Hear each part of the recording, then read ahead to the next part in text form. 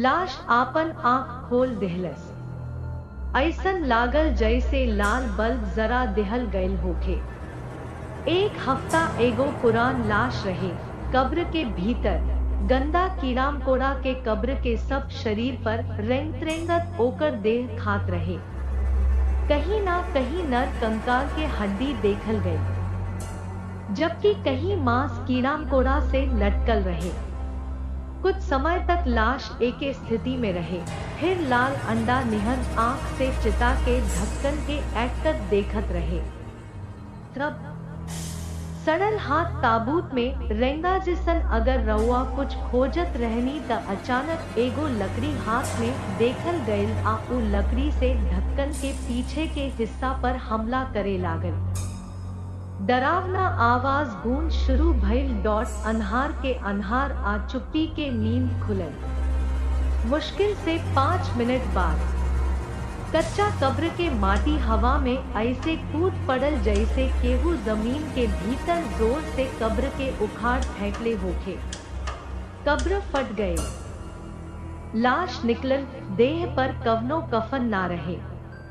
चेहरा पलट गई, लेकिन धड़ में खाली चेहरा बिल्कुल ना हिलल। धड़ के ऊपर ऐसने घूमत रहे जैसे कि बाकी शरीर से कवनो संबंध नइखे। चारों ओर देखला के बाद चेहरा तय हो गए।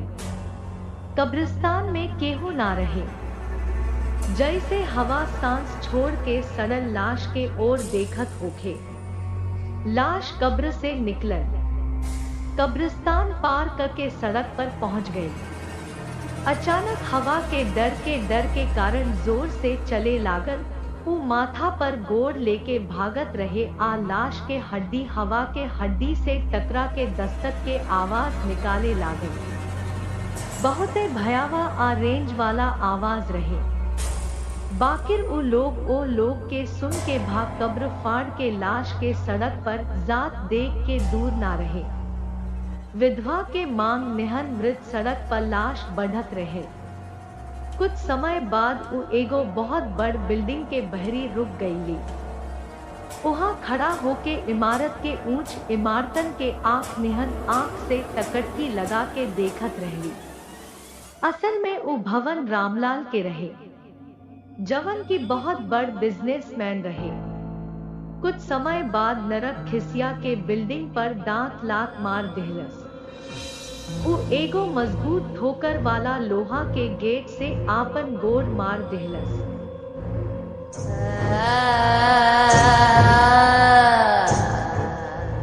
तेज आवाज से गेट टूट के गिर गई। जस ही गेट में खड़खड़ात लाश घुसल, ओहिजा मौजूद सुरक्षाकर्मी ओकरा के रोके खाती आगे आई। लाश ओ सुरक्षा गार्ड के एक हाथ से पकड़ के हवा में फेंक देहलस, जैसे केहू गोला फेंकेला। ऐसन एक्शन देख के बाकी सगरी सुरक्षा गार्ड ओहिजा लुका गईले।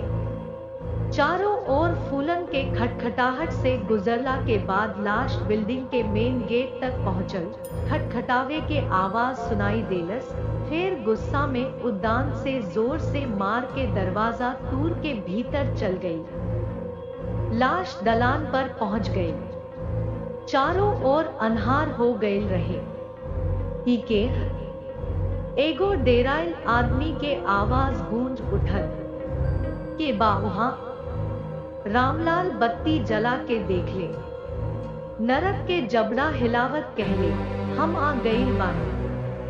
डेराइल आवाज में के बा एकल शब्द से कट के आवाज निकलल। आ हॉल में रोशनी भरल रहे। आ एगो चीख गूंजल। ई रामलाल के चीख रहे। लाश आपन डरावना चेहरा उठा के आंख उठा के देखलस। रामलाल बालकनी में खड़ा रहले। का खड़ा रहे, कापत रहे।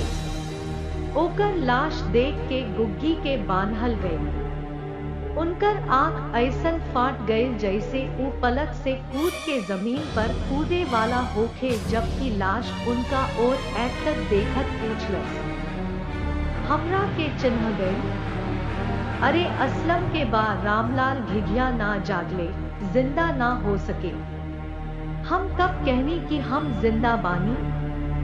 च फिर से बा कब्र में अकेले लेट के ऊब जात रहे। सोचनी कि हम अपना दोस्त के लेके आ जाए। तू झूठा बाड़ू, रामलाल चिल्ला के कहले। अपना के असलम के लाश पेश करके रौरा हमरा मुंह से कबूल करावल चाहत बानी कि हम असलम के मार दीहूं। बहुत अच्छा, हमरा के आ तोहरा के मार। लाश कटाक्ष से उठल, काहे मारल रामलाल? एगो दोस्त भी कहीं एगो दोस्त के मार देला। आ फिर लोग हमनी के दोस्ती के उदाहरण देत रहे। केहू सपना तक नईखे देख सकत कि रामलाल असलम के मार सकता है। असलम रामलाल के घसीट के ओ जगह ले गईले जहां रामलाल असलम के हत्या कर देले। असल में रामलाल आ असलम एगो बिजनेस में पार्टनर रहले। पैसा खाती रामलाल असलम के हत्या कर देले।